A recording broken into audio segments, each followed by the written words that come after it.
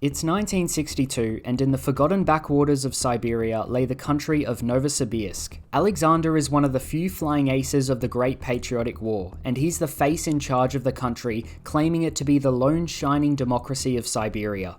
Officially, it's a democratic federation between Novosibirsk and it lay, but behind closed doors, powerful megacorporations run his administration. The handful of oligarchs that control his government call themselves the Siloviki, and to them, Novosibirsk is an oligarchy. But there is one powerful man that is a thorn in the side of the Siloviki, a man who is dreaming of a federation that is free and fair, and actually a democracy. Vasily Shukshin fights for the people of Novosibirsk and soon to be Russia. As the Federation encompasses more and more land, it is soon Vasily himself who leads the Russians against the Germans to liberate the Russian people in the Second West Russian War. Hi, I'm Colonel Cam, and welcome to 16 Years Dreaming of a Federation in the New Order.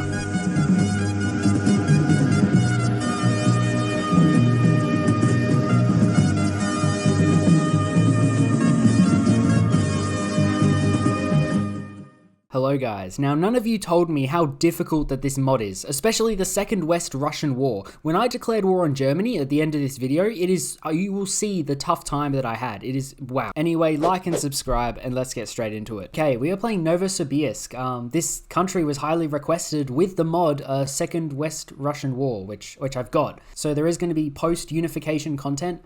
Especially with this country, apparently it's got like a lot of post-unification content. And again, I'm coming into this like it's completely unspoiled for me. But I think we're the good guys. These guys are like the good guys. If you go with Shukshin, what's his name? This guy. So these mega corporations have a profound impact on our country. There's loyalty and power of 3 corporations and the people. Increasing the loyalty of a corporation means that we get more bonuses from it. For example, Titan gives us research speed and the people give us political power, etc. And increasing the power of a corporation would make us lean towards a specific ideology. For example, the people is collectivism and Titan is corporatism. It's actually really cool because increasing the power of a corporation allows us to diplomatically annex our neighbors. We don't have to invade them. However, should a megacorp loyalty fall below 50, this will turn into malice and not be a bonus, so it will be a debuff. I love how this mod does that. It's got like little mini games inside your game. It's so cool. Anyway, what were we doing? Oh, focus. Land of the strong. So there's also decisions. Okay, so raiding loot is the same. Unification of Russia, that's the same. Warlord development, that's the same.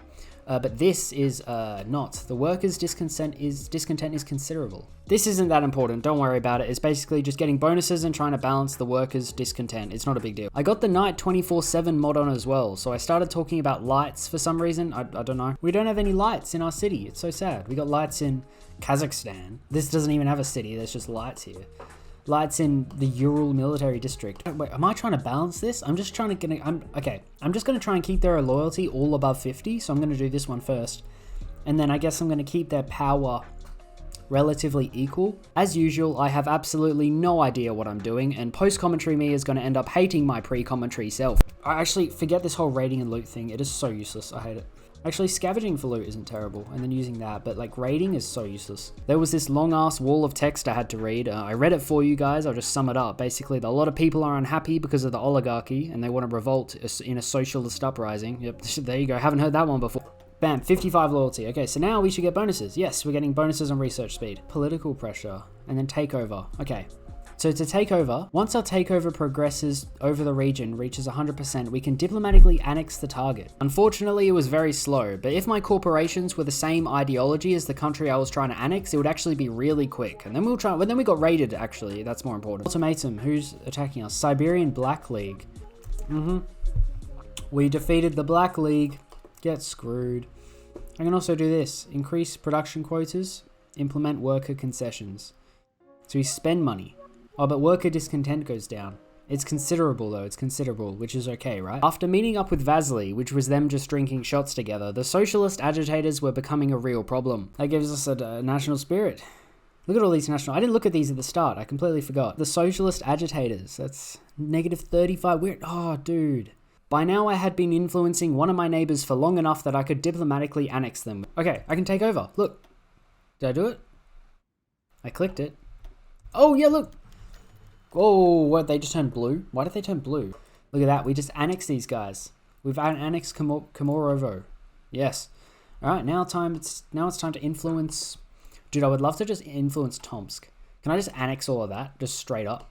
To remove the socialist agitators, we need to conduct an investigation, alright? We don't know where they are and we don't know what they look like. But fret not, we find them through command power, which is fun. Anyway, next to my target of diplomatically annexing was Tomsk, because they were so big and I thought it would be really cool. Threat has ended and we can remove socialist agitators. We get our stability back. And oh, that was a lot of political power. Any loyalty? Okay, that's too low in loyalty. Anyway, it's the end of 1962, but next year we're going to unify Central Siberia.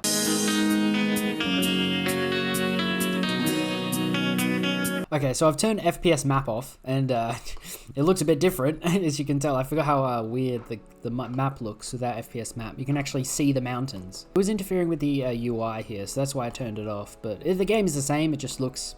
It looks gonna look like this now, okay? It's fine. I'm still trying to annex Tomsk. I'm spending like all of my political power exerting pressure, not developing my country at all, which is probably a problem, but you know what? Never mind. More political pressure. There we go. Take over. Done. I just annexed Tomsk. And then we can core all of this land eventually. Soon enough, I'm sure we can do it. Alright, I'm gonna go the Black League. I don't trust them. They don't sound good. We had made it all the way down our focus tree to the last focus, our destiny made manifest, and the new tree would allow us to declare war on our neighbours. But many were doubtful that the dream presented could be delivered. Would they be proven wrong in due time? They hope so. An impossible goal. We'll see about that. Oh, we'll see about that. Russia is coming back. Oh! Don't zoom in too quickly, it might crash your game. Oh, look at that. Oh, the Sumatra decision. Yep, so we're going to have the whole Battle Royale war thing happening. I should have had divisions out sooner. How do we not start with light infantry? Because that stuff, you don't need all this garbage. You don't need none of this anti-tank equipment and anti-air equipment. You literally just need, like, guns. But no, don't have any of that, do we? Of course. Someone was targeting to attack us straight away, and I don't blame them, we're getting too strong, but it turns out it was a Siberian Black Army, so I gotta go deal with them. The cost to complete all the occupation decisions will be multiplied by 90%. Wait, no, that's better. That goes down, right? If it's multiplied by 90%, that is multiplied by 0.9, meaning that is actually going down. I passed maths, guys, okay? I may have failed English, but I passed maths, alright? So that's... I know that goes down. Oh, I can do this. Build new schools. Yeah, why not? They declared war on us, and it wasn't long before I just snaked around their entire army and capitulated them. I don't think we took a single casualty, because we just went around them. Okay, can they capitulate? There we go. Alright, we could take both of them on at once if we wanted to. There was already only 2 competitors left in Central Siberia, because I had annexed so many before. And just like that, they were gone. Novosibirsk's name. This means New Siberia. I didn't know that. It's kind of interesting. Anyway, Alexander and Vasily are fighting again over the Tuvan Republic. I cannot believe someone's fighting over that land. Vasily wants to make it a new republic within the Federation, and Alexander does not, so yeah. I go with Vasily's decision because, you know, I want to go with him. Anyway, I made some light infantry divisions because they're the only divisions that you only need guns for. I don't really have the industry to be making anti-tank and anti-air equipment. It's too much.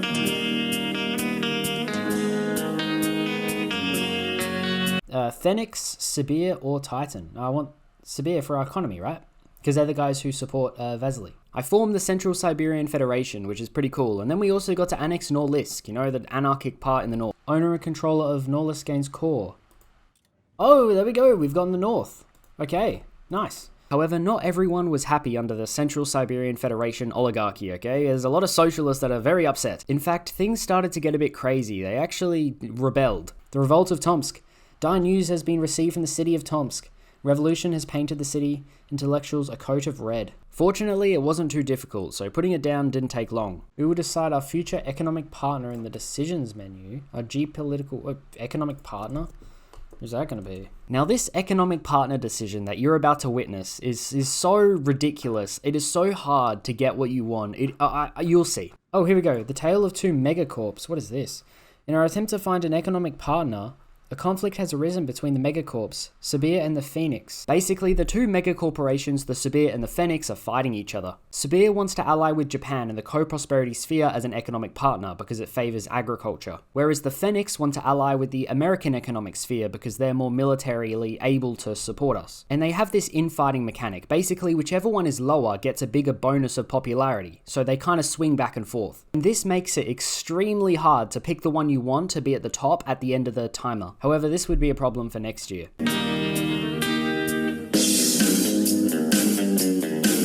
Established Japanese relations, or Twin Eagles. Twin Eagles goes so hard, look at this. Can you imagine twin eagles? That's crazy. We got to do that. Because we are choosing America. But we have to wait until we choose America as our trading partner, which we are currently doing. Yeah, 100 to 90. Where did they get 90? And I can decrease the influence of the Japanese as much as I want, but that would just make them go up more during the rebound. But there's plenty of time. We got over 100 days to sort it out, so I'm sure it's fine. The Japanese, I don't know. I don't know what I'm doing. Does anyone actually ever know what they're doing on their first run of a TNO game? No. And unfortunately, that's all I get before I upload my video, and I don't come back. I don't know. 100. Okay, decrease sphere influence. This entire time I was increasing OFN influence and decreasing sphere influence, but it just would not budge. And by the time the timer run out, you're not going to believe it, but it was equal. It's 100 and 100. We're going to be unable to decide. Siberian Economic Civil War. What in the world was I supposed to do there? I was selecting every option to go towards the Americans, and I can't do this, man. That's ridiculous. You know, watching this back, I'm kind of overreacting here. It wasn't that big of a deal as I thought it was. We don't really need to ally with anyone. We just have economic infighting now, but it doesn't even give us any debuff, so it's fine. Who's this guy? Oh, Nikita Khrushchev. Oh, I gotta play as this country. We got Nikita Khrushchev here, West Siberian People's Republic.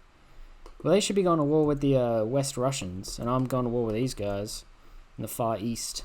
We got Bolshevism, Marxist-Leninism, Bolshevism, and then there's just us, oligarchy. We need to get rid of this oligarchy though, for real. Nothing was really happening because we can't unify Siberia until 1969. This is why the last time I played a Russian warlord in TNO, when I played the Commie Republic, go check that out by the way, I declared war on them early because it was just taking so long, but for you guys it's really instant because I could just cut the video and it's literally happening. Anyway, we got this top secret project thing, and this actually gives us insane bonuses for like really far ahead of time fighters, so we can get a really good air force.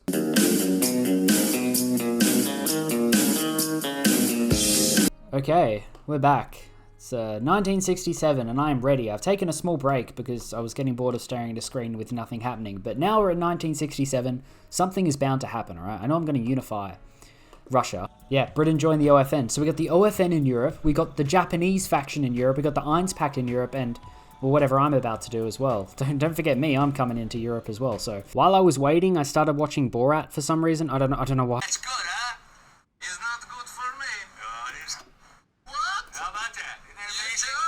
Vyatka ended up coming out on top in West Russia, which is like the empire with Vladimir III. And this actually matters for us because when we reunify Russia, we can either do it peacefully or violently, and Vyatka would willingly do it peacefully, hopefully. Also, one of the top secret projects was a success, so we got some insane fighters now. The final round of test flights for the MiG-23 concluded yesterday, and results could have not been clearer.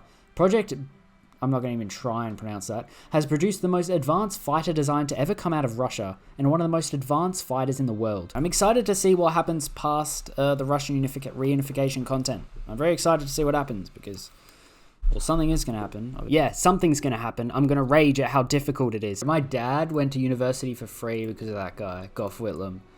And now I have to go to uni and I have to pay like $5 bajillion for like one unit. Yeah, he was the go. Anyway, it's 1969 and it is time to unify Siberia. 1969, we can now, hang on, I think we can start the unification war. Yes, prepare for war. After adequate preparations, we begun the invasion. It took us almost no time at all to reach their capital and beyond the, what even are those mountain ranges called? I've got no idea. My air force was controlling the skies. I didn't even need to use them, but I wanted to train them to prepare against the Germans. I eventually broke through their line and just used a motorized division to snake to all their victory points. While I was invading, the French Republic got restored, so now there's 2 countries in the OFN. It's like World War II again. Alright, there we go. Port of Magadan captured, and that's still them not capitulated. What now? Otura. Hey, we did it. Siberian reunification.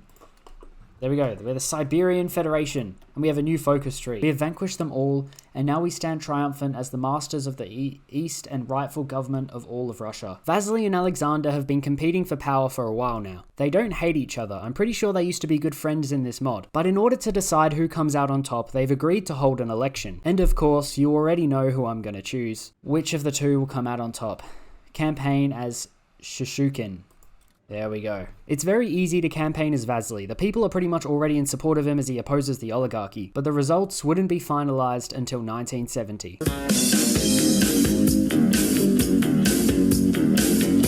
This thing just went up to 4. What happens if it gets to 5? What is 5? Or is it like better as it goes down, or is it better as it goes up? I've got no idea how that works. Oh my gosh. He's got no support now. Oh, he's fighting back a bit. He's making moves. Nice, man. Half of the minigames in TNO make like no sense. Why do I have to campaign? Why couldn't I just click the event and then have Vasily win automatically? Instead, I have to go through this very easy minigame which just involves clicking buttons to increase a bar graph. Anyway, I found something fun. I worked out how to develop nukes. Theoretical development. Keep researching, bro. Keep researching. Money. Vasily Shishkin was many things, a writer, actor, poet, mayor, politician. He had climbed his way from the son of peasants in Adelaide to become the second most powerful man in the Federation. Shishkin stared at the bottle of vodka on his desk, resisting the temptation to pour himself a drink. Alexander and his allies would use every trick in the book to keep themselves in power, and all he could do was hope that the will of the people would be enough. And the people had spoken. They wanted Poroshenko out. Democracy breathes. RAPP becomes a ruling party. Yes, here he is. Winds of change. Oh, this opened up. I didn't even see this. Okay. Winds of change. The people have spoken and their will is clear. After years of rule, Alexander has finally tasted defeat at the ballot box. Dreams of the Federation. When it was originally conceived, the Russian Federation was supposed to be Russia's best chance at democracy. The idealism of the Central Siberian Republic was always doomed to failure, but the Federation could provide a practical, reasonable alternative that would reunite the Russian lands and peoples and secure a future defined by freedom and stability. What it morphed into under Alexander's rule was a bastardized authoritarian imitation of the original goal, but the damage can still be undone. Slowly, surely, the people of Russia are starting to wake up. They are realizing that this new president's promises are not false and his words are not empty. The Russian Federation really can be a nation of practical democracy rather than corrupt authoritarianism. After decades of bitter winters, spring is coming to the motherland, and next year, that dream of a Russian Federation would be realized.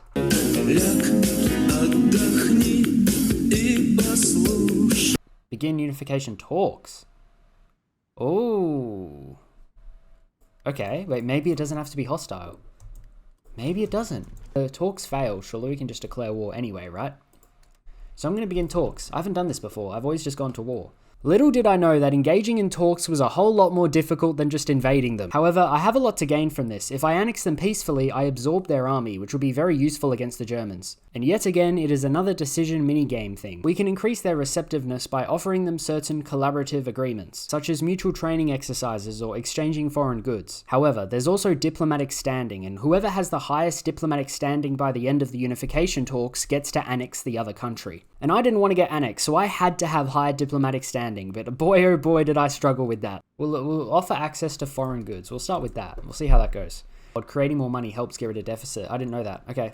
10% inflation. Wait, what's the lowest we can do before deficit? 8%. Russian Empire proposes joint exercises, and we are proposing a trade deal in like one day. If we accept it, we get army experience. Now let's enhance our diplomatic standing. There we go. We're only 2 away from 50. And then we can start preliminary conference. Negotiations are currently weighted towards the Russian Empire. What happens? Like, why? Oh, it's could they get better bonuses? They better not annex us, I swear to God. Unfortunately, that would be the case. I have no more political power left either, so I can't increase my diplomatic standing. I'm kind of screwed from here unless they just give me concessions. Let's event the unification conference. So we cannot do this until we have a higher diplomatic weight. I need to up my diplomatic weight, and I need to get political power for it, but I can't. How do I get political power? Remember when I told you I worked out how to make nukes? Without really knowing what I was doing, it's very stupid of me, I maxed out my political power spending on nukes. And it didn't cross my mind that that was what was happening. I had no idea why I was losing political power either. So I was in a stalemate. I couldn't unify, and I couldn't get political power to increase my diplomatic weight to annex, so yeah, I'm screwed. We shall secure peace. Okay, no, I'm not doing that. No, I need more diplomatic weight. Does that increase my diplomatic weight? No. How do I get political power? I want political power. Does this give us political power? I don't know. Something will. I'm down. I'll need 75 though. How am I ever going to get 75 political power? I got lucky though. They gave me concessions, meaning that their diplomatic standing decreased, and I could finally go ahead with the unification. And so begins 100 years of rebirth. Oh. Yes! We did it! Peacefully. And guess what? We just got all of their stuff. All of their stuff. That's so good. 39 divisions. And they're like, dude, are they like tank divisions and stuff? No, just motorized. And look at all these production units. Oh my gosh. Oh my days. I've got 63 military factories. Finally, this is more like it. And now for the big event, the unification of Russia. All right, reunify the motherland. The Federation unites Russia. Having emerged victorious in the power struggle following the collapse of the Central Siberian Republic, the Federation of Novosibirsk and Atlay have gone to expand all across Russia, integrating or crushing any rivals to its rule. Formerly dominated by local strongmen, the anonymous Siloviki ruling in cooperation with corporate interests, the newly inaugurated Russian Federation has appeared to turn a new leaf with the election of Vasily Shishkin, encouraging policies of environmentalism, anti-corporatism, and increased democratic participation. The Federation looks west, seeking new friends and challenging old foes for the liberation of all Russians. I want the sunglasses. There he is, look, he's dressing to impress. That's so good. Grow some facial hair. No, I don't like that one. Yes, professional clean black suit. Oh, this one. I like this one. This one's good. This is the same as that. Yeah, keep that one. With our newly formed federation, it was time to look elsewhere, to other countries. The federation shall encompass all Russians from Vladivostok to Moscow. Or I can just make them stronger. I think I'm going to make them stronger. I'll be down 500 artillery. That's not that bad.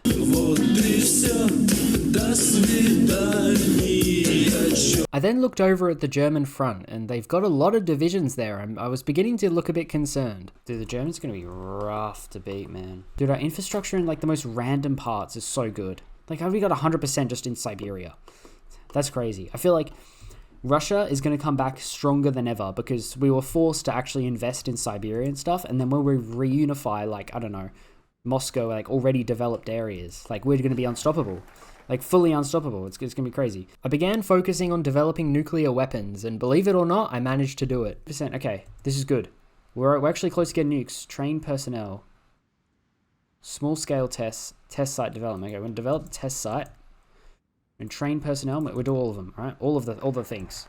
Dude, I've never built nukes in this mod before because I've never felt the need to. But now that we're playing past the normal end game, right? Now we've got the second West Russian War mod on. I feel like I need to if we're going to invade Germany. So you know, I'm gonna build them. I did it. I think I've got nukes. Wait, do I have nukes? How do I view my nuclear stockpile? Yeah, look, we got one warhead. We have one warhead. Look at us go. We got one. Yeah, dude, Germany have 36,000 and we've got one. That is not mutually assured destruction. No, that definitely isn't. But if I put more money into it and develop more nuclear weapons, then it definitely is.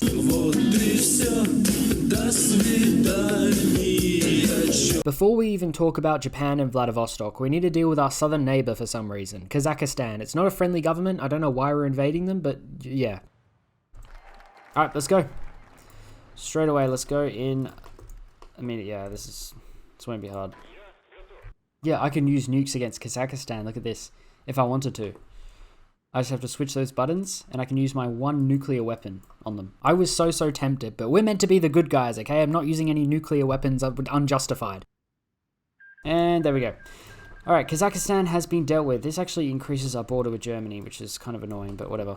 We didn't annex them. Instead, we turned them into a client state. So now they look like this and they're just pretty much our puppet. And then finally, the rest of Central Asia, which we just declared war on through this focus. I think it's, yeah, the Vladivostok Accords, right? We're bribing the Japanese, well, not bribing, I wouldn't say bribing, but we're convincing the Japanese to give us land, our old lands back that they stole from us. Now there are 3 pieces of land that they need to return to us. The first and easiest to convince them is that northern part, just above Vladivostok, I don't know what it is. The second is the land surrounding Vladivostok, so like the main state. And then the third and the most difficult to convince them is the actual city of Vladivostok. Japan agrees to return Khabarovsk. Good. And now about Vladivostok, yes. Wait, that's not included? No, that's separate? Oh my gosh, okay. No, I gotta get Vladivostok back. Japan refuses Vladivostok, of course they do. However, we're in luck. Because of the oil crisis that's going on right now, they need oil desperately, and we have a ton of it, so we just let them borrow our oil for like a year or something. I don't know, they get resource rights for our oil, and then we take Vladivostok. Time has come to sign the Treaty of Beijing through peaceful means. Beautiful. So that is the return of, okay, it's Far Eastern Reintegration Zone. It's not actually annexed, but you know what? That makes sense. They'll be annexed eventually, I'm sure of it. Now it's time to focus on the Germans, and before we invade them, we send them a very strongly worded letter. To the German Reich and the world, your great quote-unquote country, one built on the spilt blood of so many innocents and enslavement of millions, is a disgrace to human civilization. The world has stood by for so long, tolerating your cruel existence. Your state, the supposed beacon of light for your non-existent master race, is merely a dirty chessboard. Another battlefield for slave masters, butchers and puppeteers to consolidate power, while the average German toils every day. How can a country that was created to provide a utopia for its master race not even fulfill such basic economic necessities for its people? It's a farce. The citizens of Russia have not forgotten the many injustices our people have had to endure the last 3 decades. Your barbaric invasion of Russia resulted in mass death, genocide and misery. It did not fulfill any of your objectives save malice, and now we are ready to avenge those injustices. Soon you shall face the long-awaited consequences for the abomination you have created. The tortured of Eastern Europe cry for justice, and justice will come. May the free world remove the shackles of complacency and join us in our crusade for freedom, without warmth. The President of the Russian Federation, Vali Shukshin. Anyway, war was on the horizon, and it's time to liberate Russia. There it is. Okay, so they have started attacking us, but only in some areas. Like, some areas we're holding. We do have forts. We have forts on the ground. How are they they can't take, right? Surely they can't take our land. And what is this? Tension level. German war exhaustion. My war exhaustion. We got the tension level that they were talking about. We got this nuclear button. I am not pressing that. And then we could just start a nuclear war. Look at this. I'm not doing that either. I'm going to sum it up really quickly. Basically, the war exhaustion is something that just increases over time. But if you take more casualties, you get more war exhaustion. And the war exhaustion, the higher you have, the more debuffs you get. Like attack debuffs, organization debuffs, speed, just etc. So you want to avoid that. And I can actually decrease it by capturing certain cities. And if I capture certain cities in time, I decrease my war exhaustion. But you have to balance it because of the tension level. If I capture too many cities too quickly, the tension level goes way too high and a nuclear war will begin. They will start it, and I don't want to do that. So I have to slowly creep forwards, balancing the tension level and war exhaustion. This is actually a really cool mechanic, and I really like this. Federation invades the Irons Pact. The world was stunned yesterday as the president of the newly formed Russian Federation, Vasily, declared war upon the German Reich and their Reich commissariats. The president stated the need to liberate Eastern Europe from the German oppression and to right the wrongs made so long ago. Russia, 1975. Millions take up arms within the Reich and the Federation as war breaks out in the Reichskommissariat Moscowian. The cause of this war is believed to be due to growing tensions within the border zone and refusal to negotiate with either party for the return of former Russian lands. Oh my gosh, we have no supremacy. Why? What do you mean low? This is the Barents Sea, bro. This is our backyard. How do Germany have supremacy here? I thought my navy would be enough to get supremacy over the Barents Sea, but apparently not, so I'm gonna have to defend my ports, which is kind of annoying. But our air force is the opposite. We are crushing every single one of their planes. I knew my fighters were good, and they're very good. We can also do this. Increase conscription. I could do with that. We lose a bunch of stuff though, but I could so do with that. I need men. Reassure the populace. Raise additional war taxes. Hang on, I can start an uprising. Where can I start this uprising?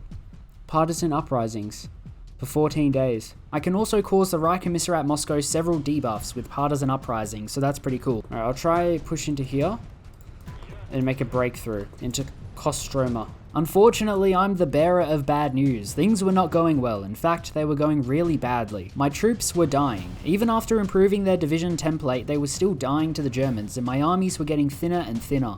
Like, our troops are dying. Look at this. This used to be 24 and 24. Now it's 19 and 19 in the red. And my divisions aren't terrible. Look at these. What are they? 22 combat width, 60 organization, 471 soft attack. Like, bro, that's not bad. Usually TNO is not that hard, and I thought this would definitely be enough to be able to at least hold and then push against the Germans. Not to mention that I'm already using all of my manpower in this army, like every single drop of it. Look at this, all our boats have sunk. 13 destroyers just sunk there. We have 1 boat left. Yeah! Should I just abandon Murmansk?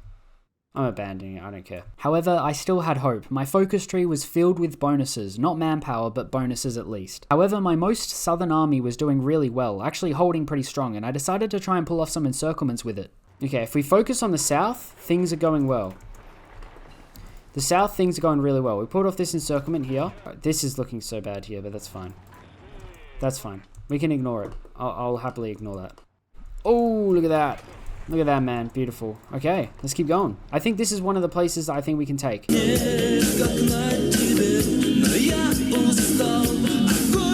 This middle area is so screwed. But imagine if we get pushed back in the middle enough with the red army. Imagine we get pushed back to Vyatka, right? This orange army and the blue army could try and come around and encircle. Apologies for the change in tone and voice. I literally just woke up and started playing, so yeah. This has been a long game. Normally a game takes like 1 to 2 days for me to finish. This is my 3rd day in a row playing. 3 to 28. We're destroying their air force, man. We're doing so well in the air.